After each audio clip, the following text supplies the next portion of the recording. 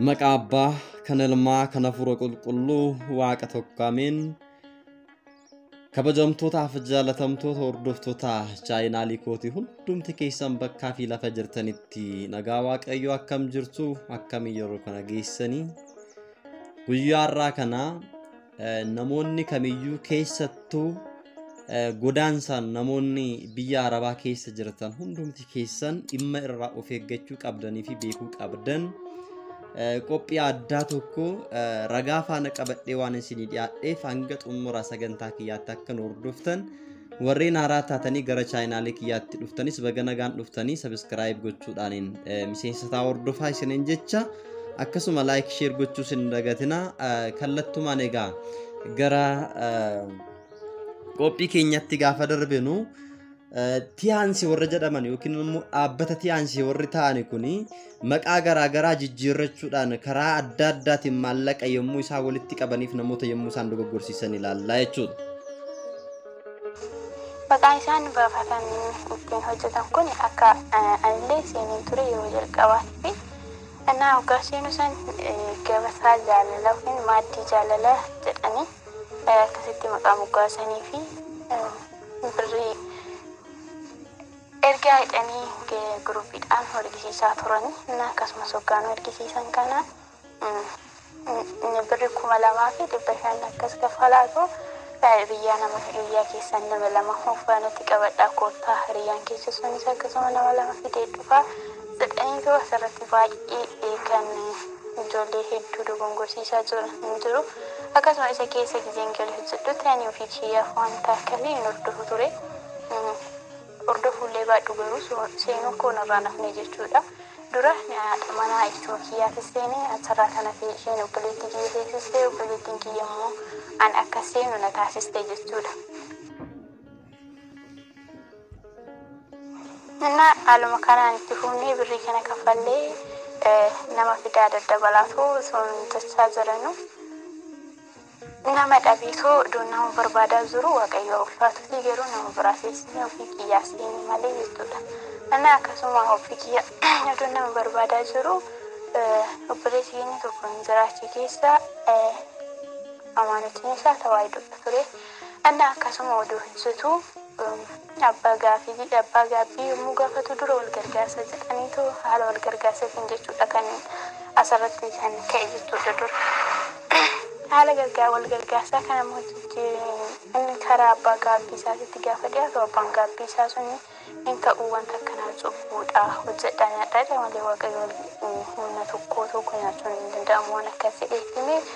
inni sun wanta akkasii san ani dhaabee jira jedhee gaafa nutti birrii keenya nu deebisee ijoollee nu lolanii cubbuu caalu fudhatan hanga du'aa walii abaaruutti ni deeman jechuudha.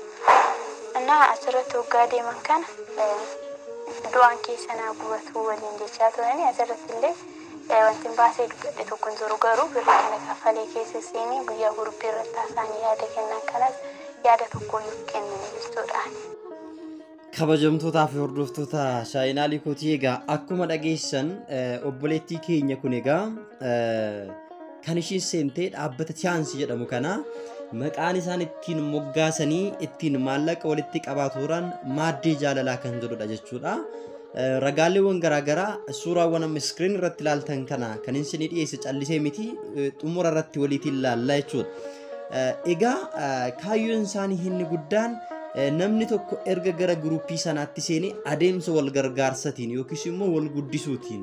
jijjiirama fiduutiin jedhamee yaadameetiin namoota irraatii qarshii sassaabaa turan jechuudha. Namni tokko jalqabatti qarshii 2,500 kaffalee seenaa jechuudha. Namni sun immoo qarshii 2,500 erga kaffalee nama lama fidaa namni lamaan sun immoo 2,500 gaaf kaffalu 5,000 kaffalaa jechuudha. Fakkeenyaaf namni 5,000 yoo san seenu ta'e birrii walitti qabamu kana yaada makiinaa tokkoo fi mana tokko ol kan bituudha danda'u birrii kana namoota irraatti kan isaan walitti qaban birrii walitti qaban kana immoo egaatii ofii isaanii hojjetatanii kan argatan osoo hin taane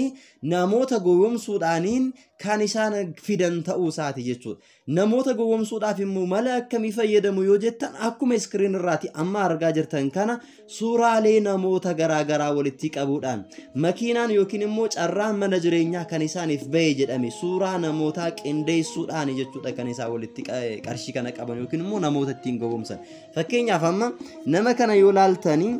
doolaaraa 17,500 kan baasuu danda'udha jechuudha makiinaa kan inni argate jedhamee kan inni suuraan isaa kun laxxafame jechuudha maal hin beekne namni kun makiinaa argate moo argachuu dhiisuu isaa waan ittiin beeknu jiru suurri kun yookiin immoo namichuma qarshii sassaabu kanayyuu ta'uu danda'a wanti nuti beeknu jiru namoonni garuu callisanii suuraa qofa waan arganiif qofa gowwomuu jechuudha namni kun qarshii walitti sassaabeen ta'uu danda'a kan inni konkolaataa bitate yookiin immoo bakka haala mijataa keessa taa'ee yookiin fooqii namaa keessa taa'ee suuraa ka'ee namni akka kanaayyuu carraa konkolaataa akkanaa argate jedhamanii namoonni dogoggoraatiin qarshii isaanii akka kennaniif namoota fakkeenya fudhatamanidha jechuudha namoonni kun kanaaf egaa isin callistanii qarshii keessan erguu danda'u sinirra hin jiraatu dafqa keessan kushiinaa gandaa keessatti gubattanii kan walitti qabdan carraa kanarraa wanti isin argattan hin jiru jechuudha gara suuraa lammaffaatti darbina suuraan kana immoo gaafa laaltan egaati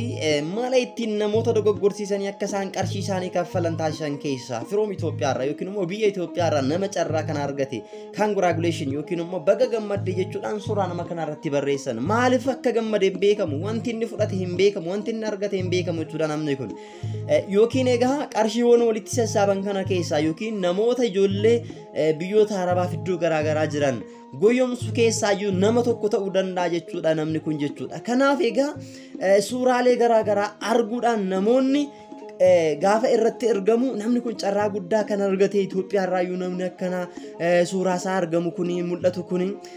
nama carraa guddaa argateedha jechuudhaan dogoggora guddaa keessa galu jechuudha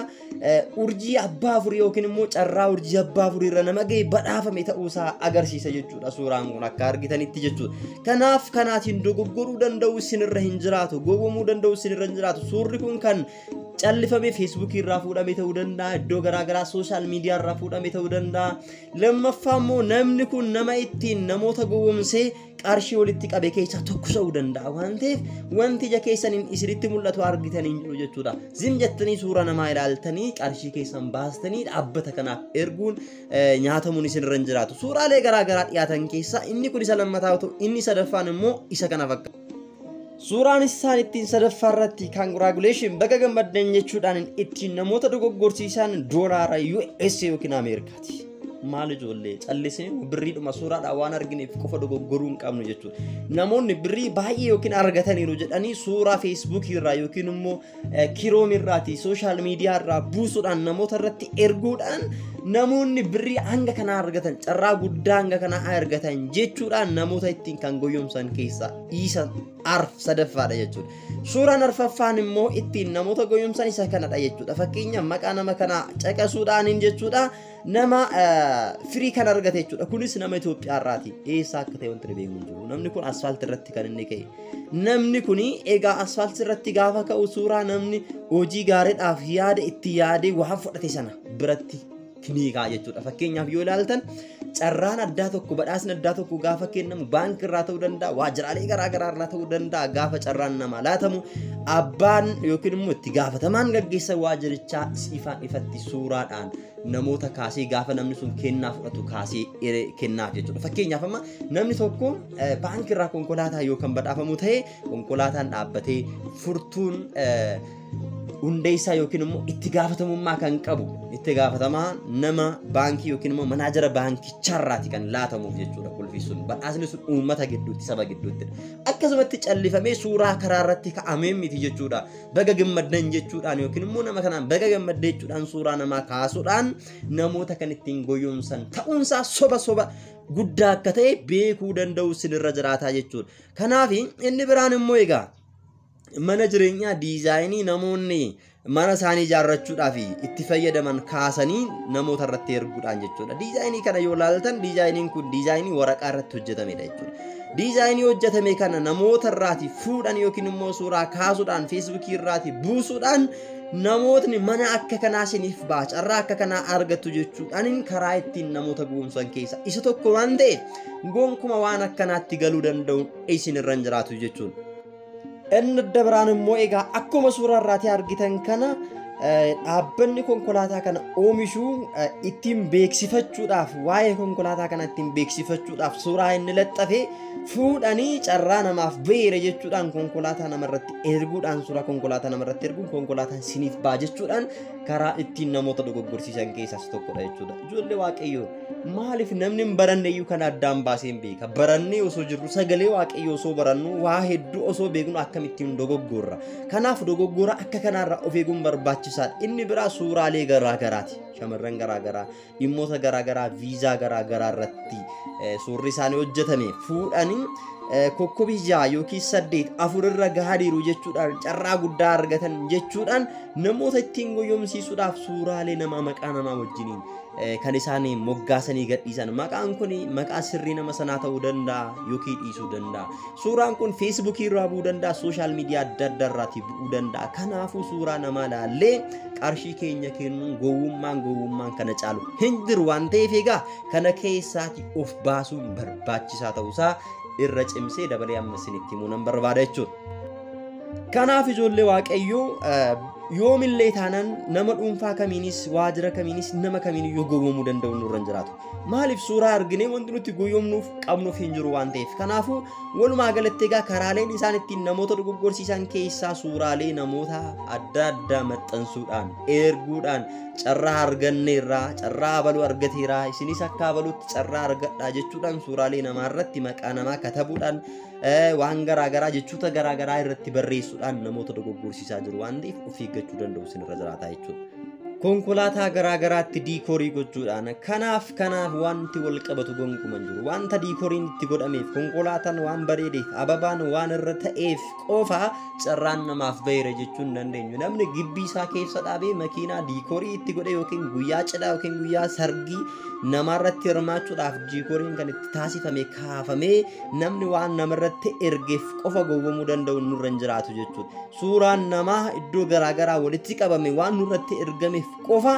carraan nuuf ba'a konkolaataan nuuf ba'a manni jireenyaa nuuf ba'a carraa namni argate kana abaluu argate kana nan argadha jennee gowwoomuu danda'u isinirra hin jiraatu. Kaayyoo manaa baataniif hin dagatina hojjechuudhaaf manaa baatanii qabeenya horachuudhaaf manaa baatanii carraa kanatti immoo fayyadamuu danda'u isinirra jiraata. Waggaa 15 waggaa 20 waggaa 10 waggaa 3 teessanii garuu harka duwwaa keessan deebitanii gaafa maatii keessanitti galtan jireenyi biyya Itoophiyaa keessaa ni ulfaata. Kanaaf gaafa achi jirtan gaafa doolaarri harka keessan jiru birrii gaafa argattan burus deebi'een argadha jettanii qarshii keessan fuutanii namaaf hin laatina. Egaa walumaa galatti gana gaafa isiniin jedhu dirqama obbolummaati malee dhimma isinirraa qabaadhe yookiin immoo waan isin hojjettaniif waan argattanirraaf dirqama hin baasinaa isiniin jechuu hin danda'u. Garuu gaafa isin karaa hin taane irra deemtan kaayyoo manaaf baataniif dagattanii iddoo addaatti namoonni gaafa kuftan ilaaluun gaarii miti waan ta'eef. Namoonni nana manaatii dhibbaan dhibbatti birrii 1000 jalqabee hanga birrii 5000 hanga birrii 10,000 hin kaffalleen jirtan. Namoota muraasadha namoonni hin kaffalin. Ammas immoo namoonni baay'een osoo itti himamuu osoo dhagaanuu didanii ammas immoo deemanii dhaabbaticha yookiin immoo guruupicha keessa seenanii qarshii isaanii kan baasan erga baasanii booddee immoo kan bu'an hedduu isaaniitu jiru waan ta'eef carraa kana fayyadamuudhaaf wanti isinirra ga'e obboloota keessan irraa ammas deebii akka hin geenyeef namoota biraadhaaf sheer taasisaatii tiyaansi waan jedhamu dhaabbata tiyaansi jedhamu kana akkasumallee nyaata garaagaraa nan kenna jechuudhaan dubbachuun namoota gowwoomsuu kana akka irraa of eegan taasisaa galatooma.